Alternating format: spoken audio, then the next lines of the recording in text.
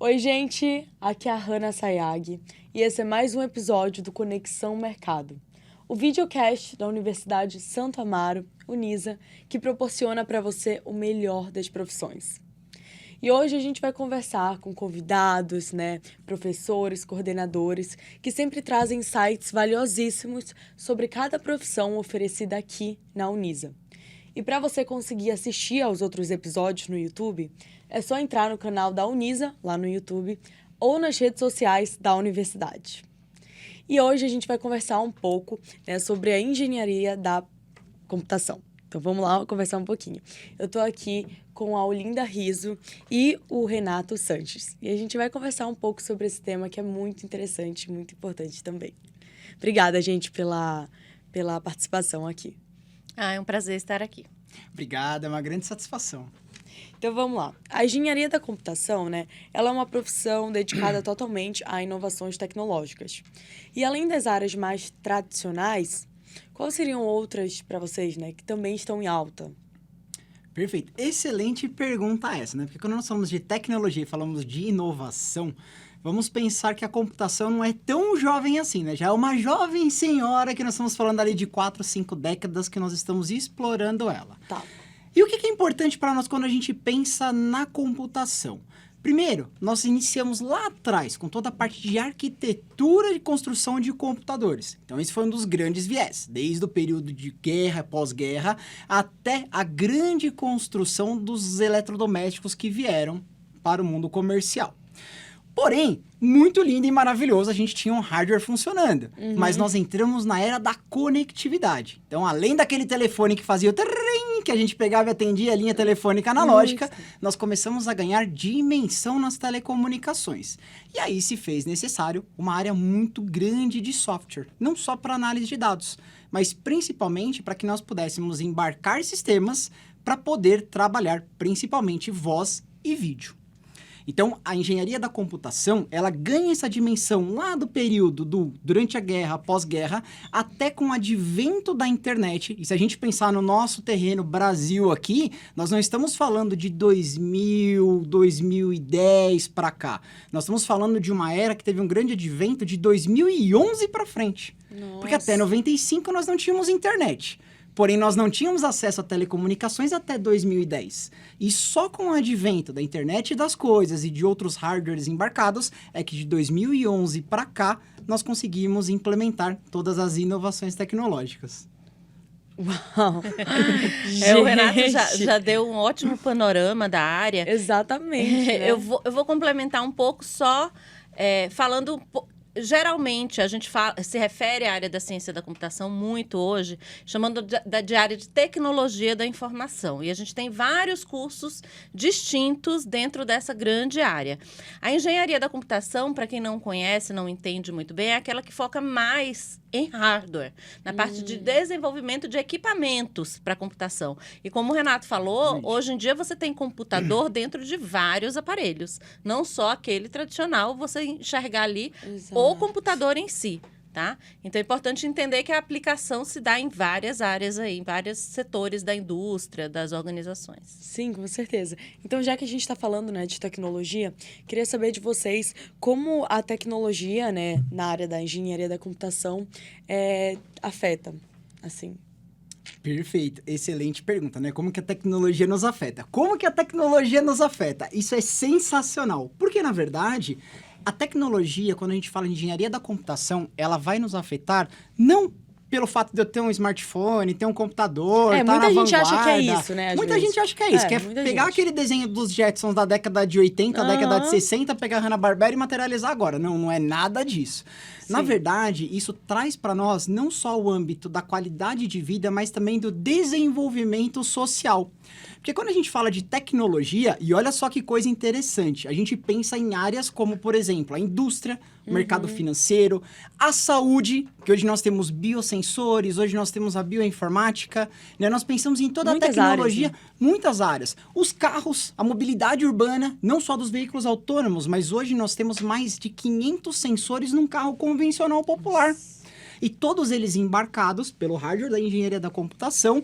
Mas, olha só que interessante esse advento. Nós comentamos há pouco que é algo recente, não é? Pegando dos anos 2011 para cá. Muito recente. Sabe quem trabalha mais de 30 anos com engenharia da computação, sistemas embarcados, desde a telemetria até hardwares para controle? A engenharia agrícola, o agronegócio.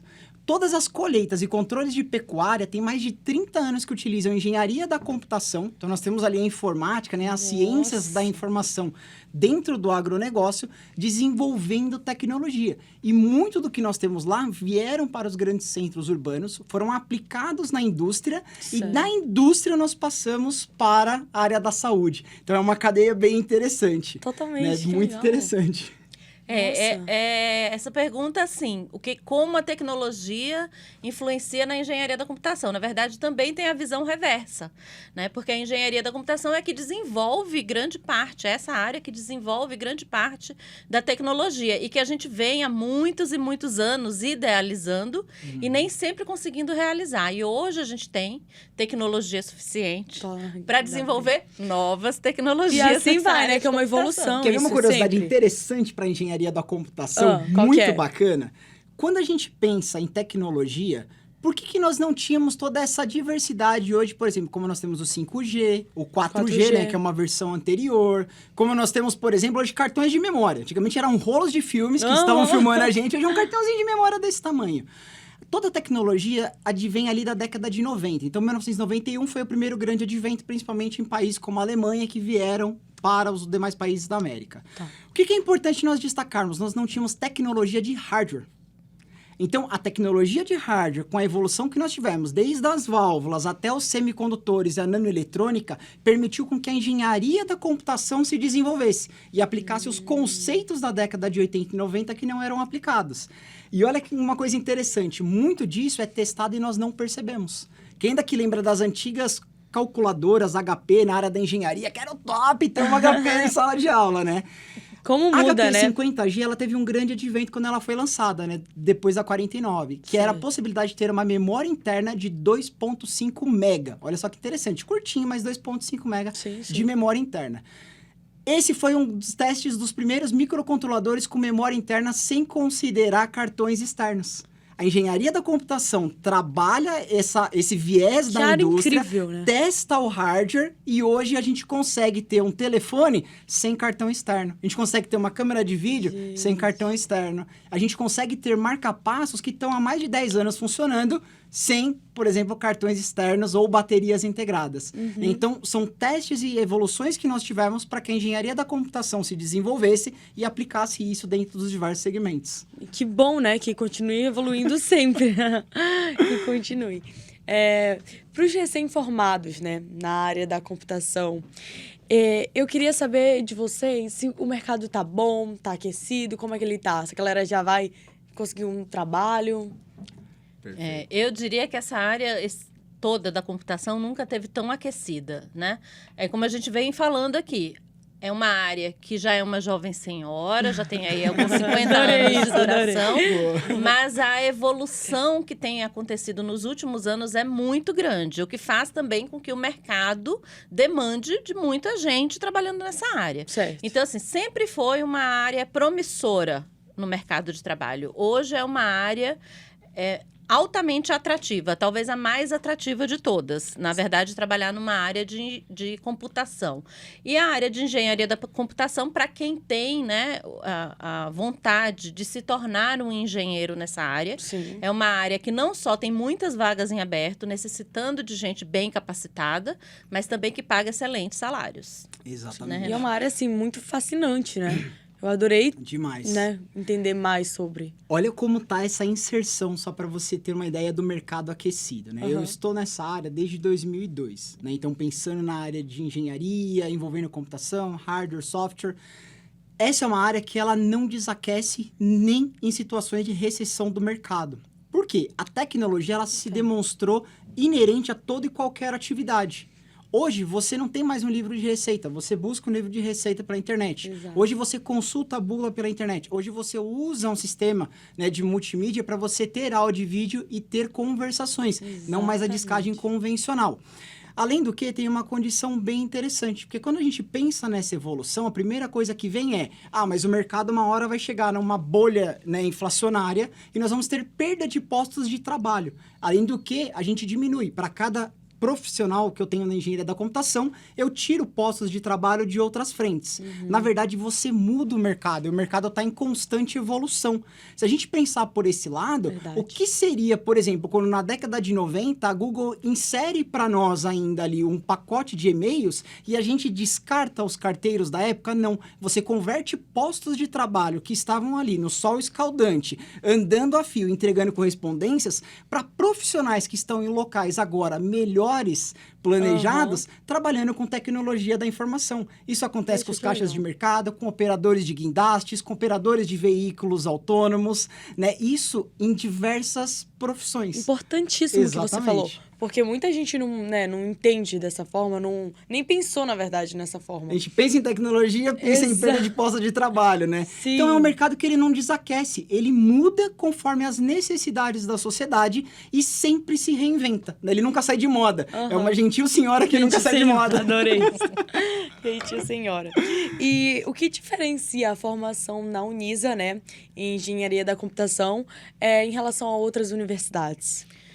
Eu acho assim, o grande diferencial da Unisa, além, né, de um excelente corpo de docentes, né, os professores muito qualificados, cada um adequado à disciplina que vai trabalhar ali com os alunos, é a quantidade de aulas práticas que os alunos vão desenvolver ao longo do curso. Muito bom. Né? Isso é um diferencial muito grande na Unisa. A gente tem a oferta desse curso tanto na modalidade presencial, aqui em São Paulo, quanto na modalidade EAD. Qualquer pessoa pode fazer, em qualquer então, lugar do Brasil. online. Exatamente. E independente da modalidade que o aluno optar por escolher para fazer o curso aqui conosco, ele vai ter que realizar as atividades práticas, que é pôr a mão na massa, onde ele realmente vai aprender ali a profissão e conseguir se destacar no mercado. Esse grande movimento, né, dos diferenciais da Unisa, ele está calçado naquela tendência maker que já vem de uns anos para cá. Né? Esse pôr a mão na massa não é eu pegar algo pronto e simplesmente reproduzi-lo. Mas como é que eu vou desenvolver desde Que aí os que é a softwares chave, sistemas né? embarcados? Exatamente. Aí que é a chave. Porque existe hoje diversas formas de se trabalhar. Né? Eu sou suspeito para falar porque eu sou dessa área. Né? Então, mas quando a gente pensa em hardware e software, a gente pensa em sistemas embarcados, é uma coisa interessante. Assim como na escrita, cada um tem uma forma de escrever e a sua assinatura do seu perfil, o desenvolvimento de hardware e software segue essa mesma tendência. Então, quando você permite o aluno pôr a mão na massa, de tal forma que ele se desenvolva nas competências e habilidades dele, no desenvolvimento de um objetivo, aquilo faz total diferença, porque é isso que o mercado de trabalho oferece. Exato. É isso que o mercado de trabalho precisa. Né? E um outro ponto interessante que a gente ressalta, né, até na formação da Unisa, é que além de nós termos excelentes professores que estão alinhados com os alunos, todos os nossos professores são atuantes no mercado, desde o mundo do trabalho profissional em grandes empresas, tanto públicas quanto privadas, quanto também no desenvolvimento de pesquisa e desenvolvimento de tecnologia. Né? Então, essa Já troca ajuda de experiência tanto o é aluno. fundamental. Exato, já ajuda muito, né? Eu estava até falando em outra conversa, né, com os professores, sobre o network, né, que é maravilhoso, é ótimo, necessário, né? E quais conselhos vocês poderiam dar, ou dicas também, né, não sei, para quem está no início da carreira na engenharia da computação? Eu diria o seguinte, que por ser uma área em constante mudança, em constante evolução, a pessoa tem que ser, primeiro, proativa, né? Ele tem que tomar a iniciativa e continuar aprendendo. Sempre. Você nunca vai parar de aprender quando você se envolve numa área de desenvolvimento tecnológico, né? Como é a computação. O tempo todo estão surgindo novas tecnologias, como a gente falou aqui, a evolução é muito rápida e a pessoa não vai se acomodar. Já é uma característica do estudante, do profissional da área de tecnologia, ser um pouco irrequieto, querer aprender e querer se desenvolver. Então, é manter viva essa chama, né? Sim. Dentro dele, essa inquietude dentro da pessoa. Eu acho que isso é um conselho importante. Esse dinamismo, ele é importante porque, assim, quando eu me formei a primeira vez, né, na primeira graduação, nós tínhamos 2 famílias de circuitos integrados, 3 linguagens de programação, que hoje já estão até extintas 2 delas, mas era muito, vamos dizer assim, restrito, né? E anualmente isso tem crescido de forma exponencial. Então essa inquietude, esse desejo por conhecer, por buscar, por sair além dos muros da universidade e buscar conhecimento com fornecedores, com a troca de experiência com outros profissionais é fundamental. Sim. Hoje nós temos centenas de milhares de componentes para hardware, hoje nós temos dezenas de linguagens de programação, né? Então se eu ficar esperando, né, que tudo aconteça, aí você nunca vai acontecer. Você hoje, tem que ir lá para vocês terem uma ideia, qualquer sistema embarcado, hoje, ele atualiza 4 vezes por ano. É uma atualização trimestral. Então, por ano, eu estou 4 vezes desatualizado se eu não procurei me atualizar novamente nos meus estudos. Né? Entendi. Quais seriam as habilidades fundamentais para o aluno conseguir atingir um sucesso na carreira dele? Perfeito. Eu penso que, assim, a curiosidade é fundamental. Esse mundo de engenharia da computação, o curioso, ele está sempre na vanguarda, né? Porque essa é uma realidade, né? E não é só desmontar a cafeteira de casa e não conseguir montar de novo, não é isso.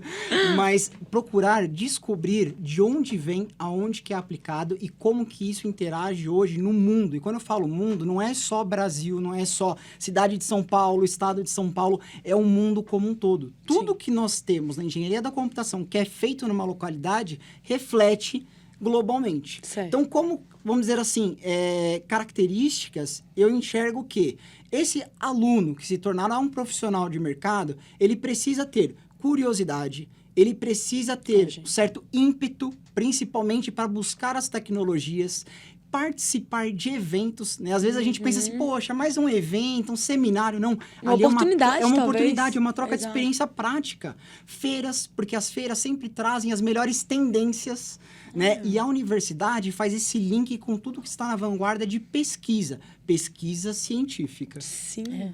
O Renato está coberto de razão. Eu vou acrescentar só mais uma habilidade que eu acho que é importante a gente ressaltar, principalmente para quem vai para essa área de ciências exatas, Certo. né? Que é a troca com os outros seres humanos, né? Ciências exatas, mas sempre nós humanos, Desenvolver esse lado também é muito importante, porque seja qual for a tecnologia desenvolvida no mundo, a gente sempre está desenvolvendo essa tecnologia para benefício, né, dos seres vivos, né, dos seres humanos, dos animais. Então, assim, essa troca com os colegas, com os professores, que você já falou do networking, Sim, necessário. essas experiências que o Renato ressaltou, participação em eventos, isso tudo também é muito importante para formar esse profissional completo. Que ótimo. E assim, falando novamente de network, assim, é essencial para todas as profissões, Sim. né? Para tudo, para você, enfim, para você conseguir se dar bem no mercado e independente de tudo, né? É super necessário. E, gente, muito obrigada mesmo pela participação de vocês aqui. Eu realmente adorei, aprendi muito. Nossa, quanta coisa, hein? Vou precisar assistir o vídeo de novo para poder memorizar mais ainda. Muito obrigada mesmo. E esse foi mais um episódio aqui no Conexão Mercado, o videocast da Universidade Santo Amaro, Unisa, que proporciona para você sempre o melhor das profissões. Então, muito obrigada mais uma vez, Renato, Olinda. Foi um prazer conversar com vocês. A gente que agradece. A gente que agradece. Muito obrigado. Obrigada. E, gente, um recado também muito importante para todos vocês. As inscrições para o vestibular da Unisa já estão abertas. Então, é só você acessar o QR Code ou entrar no site www.unisa.br e garanta já o seu ingresso no melhor do ensino superior. Até mais!